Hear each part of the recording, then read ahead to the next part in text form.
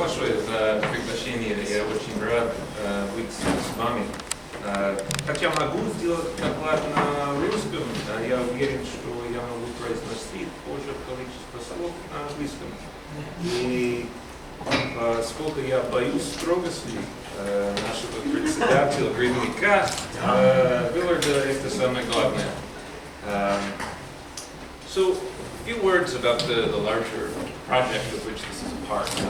I've been working on a book that is essentially a micro-history of a friendship between Peter Slovцова, who I'll talk about today, famous as the Siberian historian, and his friend and student Ivan Kalashnikov, who was proudly styled himself as the Siberian Walter Scott. He wrote a series of romantic novels in the 1830s about Siberia.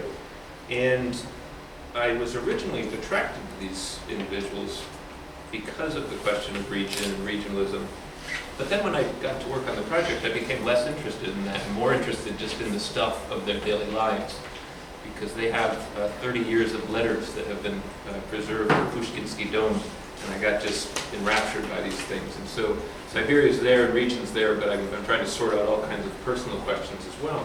So if I had to point to one kind of larger theme here, for our conference, I'm very interested in the ways in which region is a personal construction and how it has sort of intimate meaning to people, even people famous for their connection to a particular region in this case. I'm going to read this because I actually have a lot of quotations in it, and if I tried to improvise, it would be a real mess. Is it not joyful to contemplate the building of an interconnected life, a life unprecedented, in a country born of manifold embryos? So asked Peter Slovцов in his historical survey of Siberia, which he published in the late 1830s and early 1840s. The book would earn him a place of honor in the genealogy of Siberian regionalism. Patanin called it a patriotic feat, and Slovцов the first Siberian patriot. This reflects a certain truth, but it also misses the extent to which he was and saw himself as a man of the empire. This paper will spotlight the ways in which his Siberia was simultaneously a place of regions, but also a space made whole by what he called Russia's Velikaya Delo. This was the great cause of imperial enlightenment that, as he saw it, made interconnected life of those manifold embryos. Fundamental to Slovcov's conception of Siberia was the link that he drew between its history and his own biography. A priest's son, he was born in 1767 in the Urals. He spent the 1780s studying at the seminary in Tobolsk. And he was, as one of its top students, he was selected to study in Petersburg at the Alexander Nevsky Seminary. There he bonded with fellow seminarians, among them Speransky, and he followed news of the French Revolution. Inspired, he delivered a radical sermon when he went back to Tobolsk in 1793, calling monarchies without equality before the law, quote, great tombs which lock within themselves wretched, moaning corpses. A stupid thing to say months after Louis XVI was beheaded. That got him exiled from Siberia to Valam, where after a year of labor with the archipelago's monks, he was brought back to Petersburg to teach at the seminary. He and Speransky then entered the civil service together, and he served in a variety of capacities before ascending the ranks in the Commerce Ministry. And then in 1808, he was implicated in a scandal. That got him, as punishment, sent back to Siberia, where he was appointed to serve the Governor General. He would spend the next 20 years on the road mostly. Most of the time he was at work for the Ministry of Popular Enlightenment. He served as director of Irkut schools and then was appointed visitator, the first and last visitator of all Siberian schools. This was the official title, visitator всех сибирских училищ. In this capacity, he reported to Kazan University, relieving its faculty of their duty to inspect schools across an educational district that included not only the Volga, but the Urals and all of Siberia, a region that is larger than any country on earth. After finishing one inspection tour, he wrote to a friend, 8000 верст проехать в мои лети не шутка. When he retired in 1828, he received permission to leave Siberia, but chose to stay in Tobolsk, where he spent his last 15 years writing a series of books. In many ways, these books are confessional reflections on his own life. In them, he jumps between past, present, and future, mixing dry chronicle and statistical table with lyrical reflections, often very personal. Take, for example, this footnote to a section on the history of Ural's metallurgy. Quote, "At Nizhny Susansk Zavod, if the reader will forgive my egoism, I was born in the year 1767. When considering the roots of my faults, I sometimes ask myself, was it not the clang of the hammers that blasted my ears from the very cradle that deafened me for so long to the gentle impressions of self-knowledge?" End footnote. As the question suggests, Slovцов was acutely aware of the remarkable difference between his own life trajectory and those of his family members. The fundamental theme of his writings was Prestashenia, and the manifold embryos, as he called them, that made up Siberia, he said, were not yet thinking embryos. It was the project of empire to change that. He warned that readers of his history of Siberia should not, quote, expect a fairy tale about Tatar history, because, quote, this history of Siberia for us emerges from the diapers of oblivion no earlier than the Khan's cap falls from Kuchum's head. Siberia's native peoples were for him objects of curiosity. He described in compassionate terms what he called their, quote, hard encounter with the spirit of yazak and plunder, but his Siberian history was ultimately a positive story of empire. Siberia, he explained, was a juvenile. The objects of the government's tutelage of this juvenile were not only its natives, but its Promyslenik and Cossack colonizers, Russian peasants, and marginally educated priests, like those of his own family. As he saw it, Siberia became a region, but also an inseparable piece of Russia because of what he called the, quote, church and government's exceptional battle with the spirit of the world.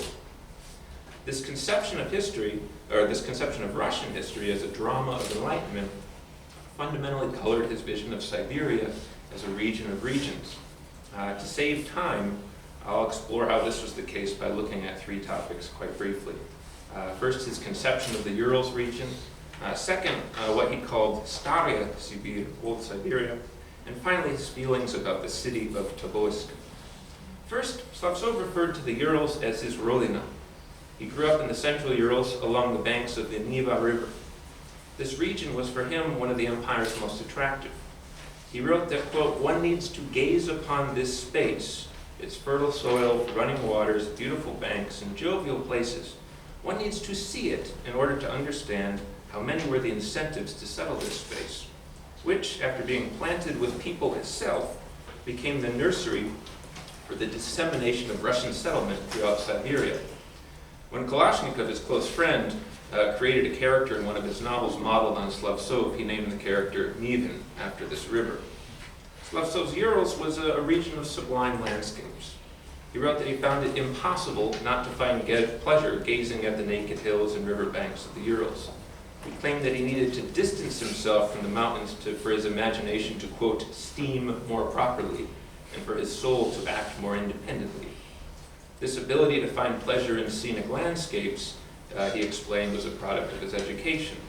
While the, quote, wise man might be awestruck by Ural sights, the common man merely, quote, stops for a moment, looks with his entire physical organism, and is then carried away like a cloud blown about the field of his sensuality.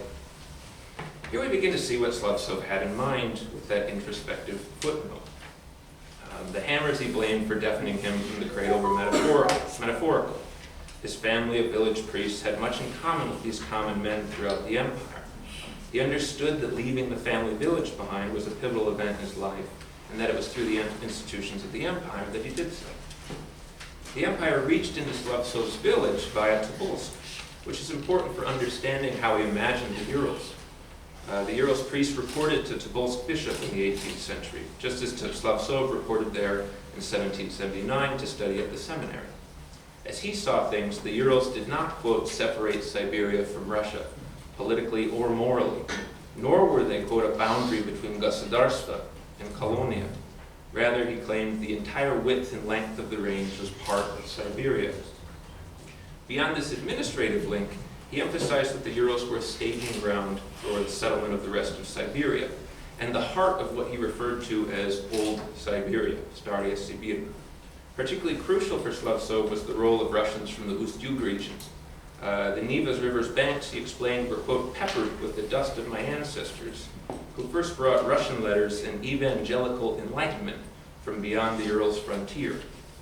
Slovцов envisioned Ust-Yuzhania, like his family in the tradition of saints such as Stefan Firm, and a, quote, Ust-Yuzhanin in the flesh, who blessed a path to the east for his countrymen. Siberia more generally, he explained, was, quote, searched, obtained, settled, built, and formed all by Ust-Yuzhania, right down to Baranov, the Russian merchant who, according to Slovцов, carried Ust-Yuzhanskую образованность to the banks of America. And then he concluded, без Ust-Yuzhan в Сибири не обойдется никакое дело. So if Slovцов Siberia was a country born of what he called manifold embryos, then he saw Ust-Yuzhania as the best of those embryos. He contrasted old Siberia with Irkutsk province, which he believed lagged far behind, not merely because it was conquered later and settled later, but because the contingent of Ust-Yuzhania settlers there was smaller. Much of the province, he wrote, was settled more or less by criminals. He claimed to see in the, quote, physiognomy of Lena residents a certain cheerlessness that reports to their miserable ancestry. He even wrote that early settlers in Siberia were tall and dense, characterized by moral purity. But this, and this is his words, natural cheerfulness of the Russian declines as one travels eastward and the Ust-Yuzhania contingent thins out. Siberia's future, Slovcov believed, hinged on firm rule at the hands of enlightened men like himself, based in Siberia's cities. Tobolsk was for him the poignant example. It was nearing the peak of its fortune when he first studied at the seminary, and the sights it afforded surpassed anything he'd seen while growing up.